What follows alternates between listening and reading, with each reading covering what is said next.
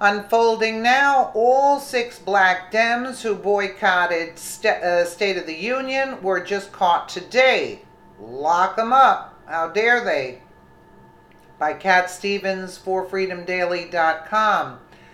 Of the many political issues that plague our nation today, none is more prolific as racism.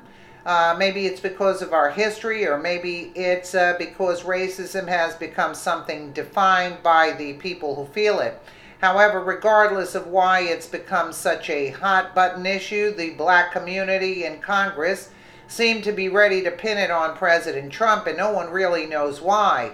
Even the black Congress members who were in attendance at the President's State of the Union address were pinned down in their seats as if they'd been sewn in when the President talked about issues like minority unemployment being at an all-time low.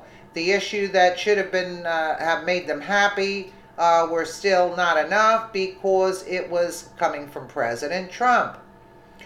To make matters worse, not all of the congressmen were at the State of the Union. There were 12 representatives in total who skipped the President's address in the Joint House of Congress.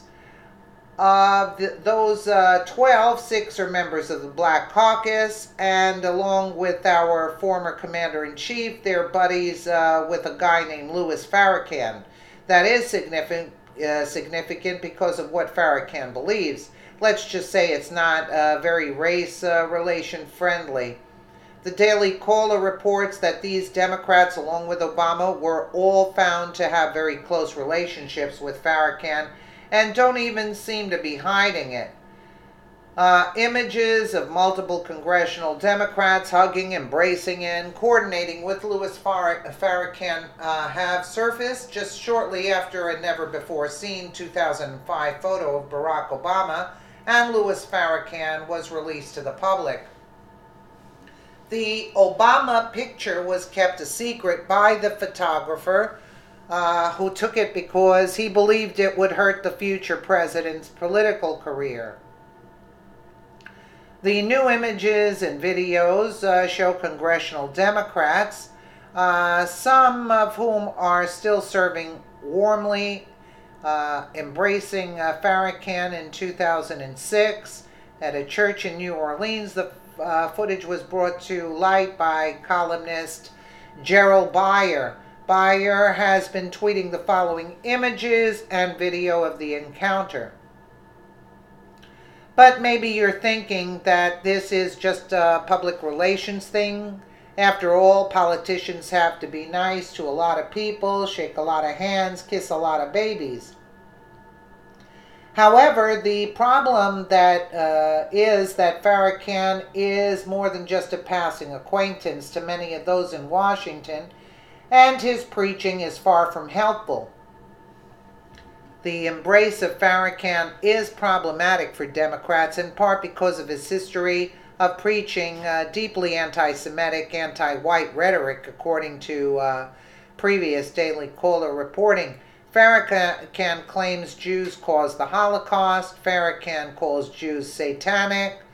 Farrakhan says white people deserve to die. So Oprah got the memo from him, huh? Farrakhan claims interracial marriage is evil. Farrakhan blames the Jews for 9/11. Farrakhan said Hitler was a very great man.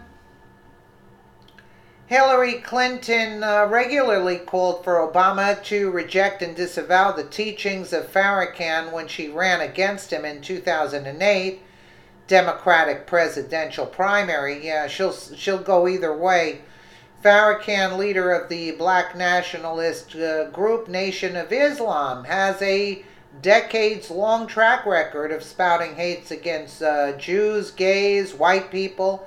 His bigotry has even been categorized by the left-wing Southern Poverty Law. His extremism was well documented in 2005 when newly elected Illinois Senator Barack Obama met with Farrakhan at a Congressional Black Caucus meeting and took a smiling photo with him. If racism is defined by a bias, on the nationality into which someone is born, not by choice and they've made, then Farrakhan is a racist as racist as it gets.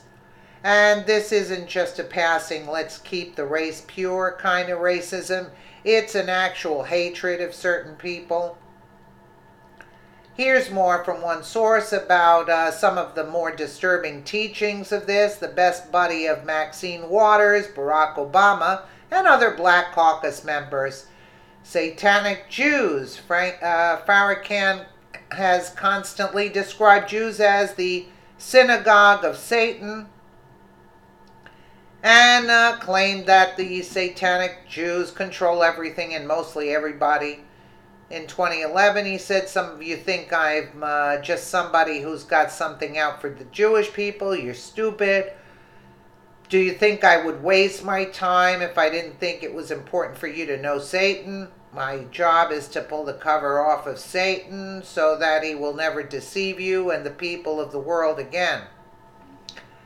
Franken claims the Jews caused the Holocaust.